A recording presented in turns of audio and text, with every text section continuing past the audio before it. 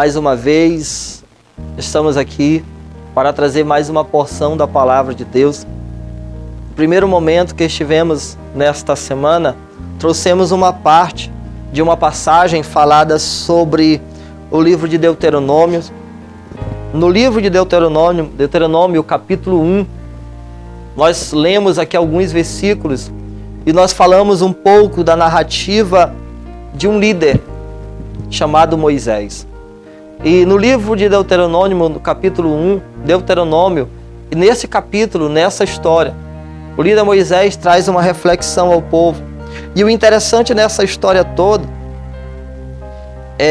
o versículo 8, ele diz assim: eis que tenho posto esta terra diante de vós, entrai e possuí a terra que o Senhor jurou a vossos pais, Abraão, Isaque e Jacó, que a daria a eles e a sua descendência depois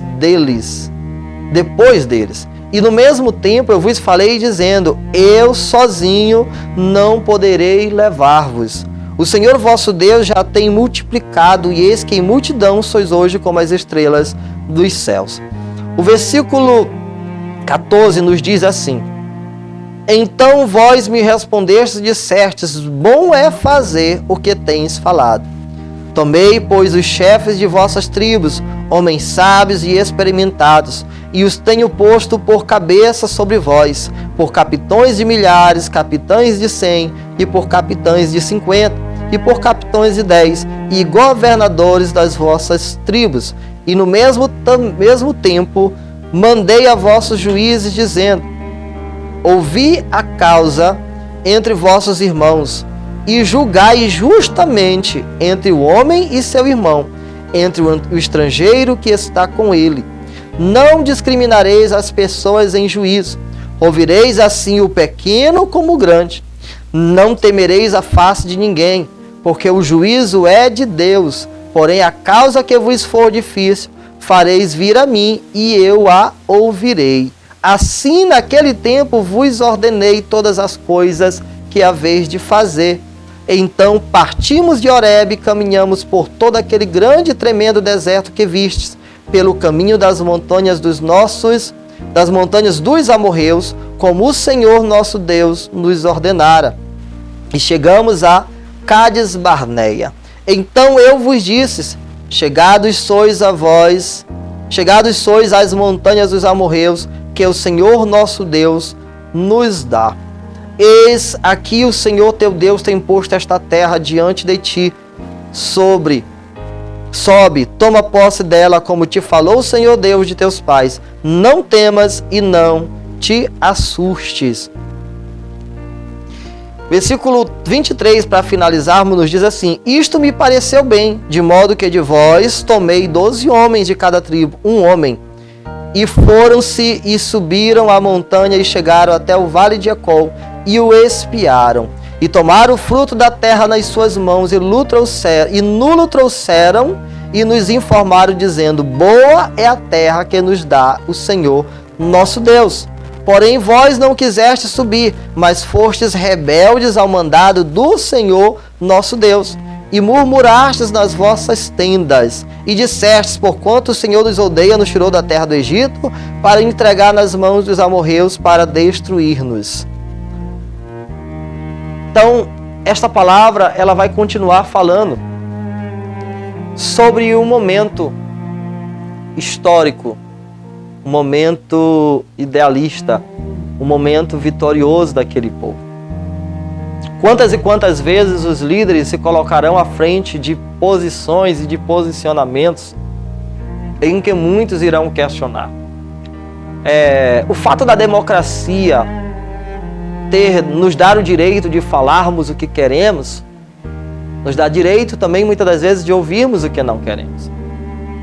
Ser democrático é ter direito de expressão, é ter direito de fala, é ter direito de posicionamento. Mas o meu direito de posicionamento não me dá direito de aceitar erros, não me dá direito de desviar o caráter, de manchar caráter. Então, quando Moisés ele faz um questionamento ao povo, ele escolhe 12 entre as pessoas, entre os líderes, para colocar como espias para ver a terra prometida. E lá se traz notícias boas de frutos grandes, porém eram terras de gigantes. E as pessoas se preocuparam, mas como assim? Nós vamos entrar em uma terra que tem muito fruto, mas que tem gigantes? Sendo que o povo muitas das vezes se esquece que acima de uma liderança há um Deus. Quando nós nos colocamos na posição de Deus, não importa o tamanho dos gigantes, se estamos direcionados por Deus, nós teremos a vitória. E aquele povo naquele momento murmurou, questionou, criticou, e Moisés ele relata isso no texto. E ele diz, naquele momento vocês não creram, vocês não acreditaram na palavra, vocês não confiaram na palavra. Havia um líder que foi posto sobre cabeça, por cabeça daquele povo. E por várias vezes viram sinais corretos, concretos e coerentes de que ele era um líder escolhido, separado e selecionado por Deus. Mas que mesmo assim, com todas as provas que o líder dava, o povo ainda queria murmurar. O que eu quero dizer com isso neste momento? É que sempre no meio de uma liderança, no meio de um povo, sempre vai ter aqueles que irão murmurar, ainda que esteja certo, ainda que esteja correto. Mas quando um líder, ele se deixa ouvir, ele se deixa ser direcionado também, porque um líder ele não só manda, ele também pode ser mandado. Um líder não só direciona, ele também pode ser direcionado. Um líder ele não só instrui, ele também pode ser instruído. E Moisés, por diversas vezes, quando o povo questionava, ele procurava alguém, e este alguém era o próprio Deus. Eram pessoas de referência também para ele. Eu tenho certeza que em meio a essas caminhadas, Moisés ele estava repleto de pessoas sábias e corretas. E quando ele separa aquele povo lá atrás para o diaconato, que eu falei na primeira parte desse texto, quando ele separa homens segundo o coração de Deus, homens cheios de sabedoria, de entendimento. E ele diz, olha, não temam o povo. Mas ele também diz assim, não façam separação entre ricos e pobres. É bem interessante esta parte, porque muitos líderes hoje, eles decidem apoiar, eles decidem visibilizar, eles decidem definir ou priorizar quem tem para estar ao seu lado. E muitas das vezes aquele que tem dinheiro, muitas das vezes não é confiante, muitas das vezes não é sincero. E às vezes aquele que não tem, ele é muito mais sincero do que aquele que tem. Mas Moisés ele deixa bem claro que não deve se fazer julgamento precipitado por ter ou não ter.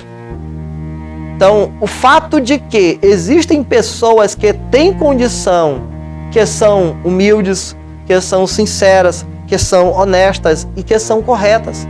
Como também existem ricos que não são nada disso. Assim como também existem pessoas pobres que têm todas essas características e existem pessoas pobres que também não têm características. Classe social, financeira não define caráter ou conduta, mas sim as nossas escolhas, sim as nossas ações. Por que quando Moisés ele instrui os seus liderados, ele diz assim, vocês vão julgar, mas não olhem para a posição financeira? Porque se nós formos julgar alguém pelo que eles têm, a gente pode pesar na balança, às vezes, não o erro da pessoa, mas a condição que ele possui. Então, existem pessoas e pessoas. Existem pessoas ricas que são humildes, e existem pessoas ricas que não são humildes. Existem pessoas pobres que são humildes, existem pessoas pobres que não são humildes. Existem esses contrapontos. E nessa história, Moisés ele vai questionar ao povo, vocês decidiram por muitas das vezes se opor a mim, por uma instrução que foi o próprio Deus que me orientou. E nós como líderes, nós quando colocamos líderes diante das nossas vidas, da nossa cidade, do nosso estado, do nosso país, nós precisamos ponderar, nós precisamos observar, nós precisamos analisar. Qual julgamento eu devo fazer? Por quê? Quais são os critérios que eu devo selecionar para escolher uma boa liderança? Por que não falar, abrindo um parêntese aqui, não saindo do texto, mas botando um tópico aqui a mais? Por que não falar do momento onde Samuel, como profeta, quando ele vai escolher o rei, que ele chega diante de Davi e todos os seus irmãos, Samuel tinha uma visão para rei. E ele começa a olhar todos os irmãos de Davi, todos robustos, grandes, soldados de guerra, valentes. Com certeza uma fisionomia simpática, bonito, por que não? E ele começa a olhar de um por um e imaginar, é esse aqui. E o Senhor dizia, não é esse aqui. E todos que ele olhou, nenhum era. E o Senhor disse, não, quem é não está aqui. E o Senhor revela a Samuel e diz assim, enquanto o último não sentar à mesa, ninguém se senta. E Deus já havia dado um chamado para Davi muito antes. Deus já tinha separado ele muito antes. E quando agora ele é chamado para pastorear, agora para ser rei, pastor ele já era, mas Samuel quase que foi enganado, e se ele se deixa levar pela sua sabedoria, pela sua razão, ele teria ungido alguém que Deus não mandou ungir. Da mesma forma somos nós. Precisamos ponderar, precisamos analisar quem serão as pessoas que nós iremos ungir e quais são os critérios que eu e você colocamos para ungir alguém. Quais são os critérios? E esses critérios, de fato, vai beneficiar como uma boa liderança na nossa cidade? Então, eu deixo este questionamento para você. Eu deixo este posicionamento para você. Samuel, com os seus critérios, quase ungiu o rei errado. O rei que não era a vontade de Deus. E você? Quais são os seus critérios para separar, para dar a autoridade da cidade nas mãos de uma pessoa? Quais são os critérios que você utiliza? Analise, pare, pense e peça orientação, que eu tenho certeza que Deus irá nos dar o melhor direcionamento para a nossa cidade.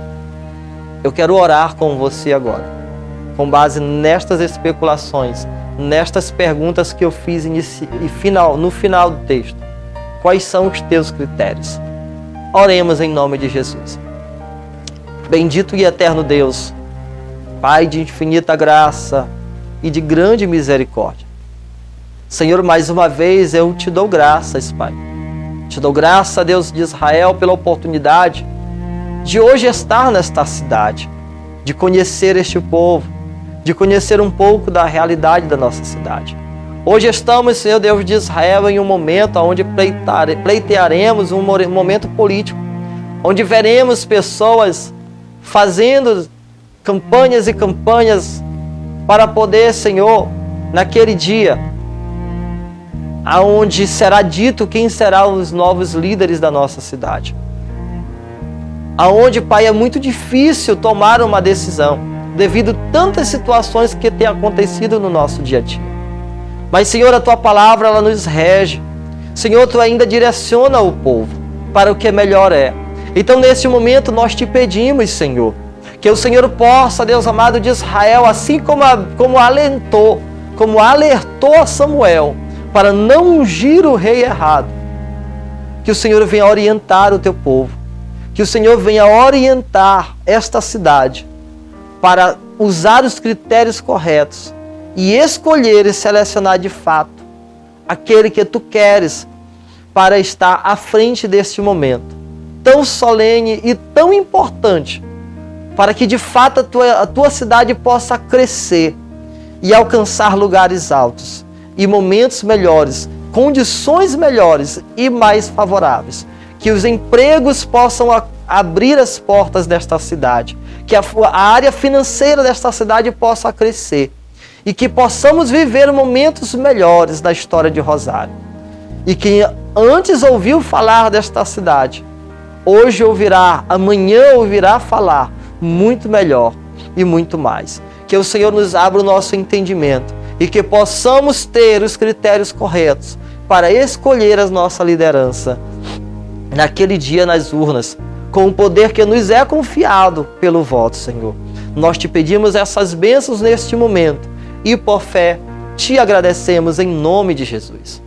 E mais uma vez o meu muito obrigado a todos. E eu deixo esta pergunta para você. Quais são os teus critérios que você tem julgado para escolher o teu líder? Quais são os meus critérios para me escolher o meu líder? Que Deus em Cristo nos abençoe. Fique com a paz de Cristo Jesus para a sua casa e para a sua família. Em nome de Jesus. Amém.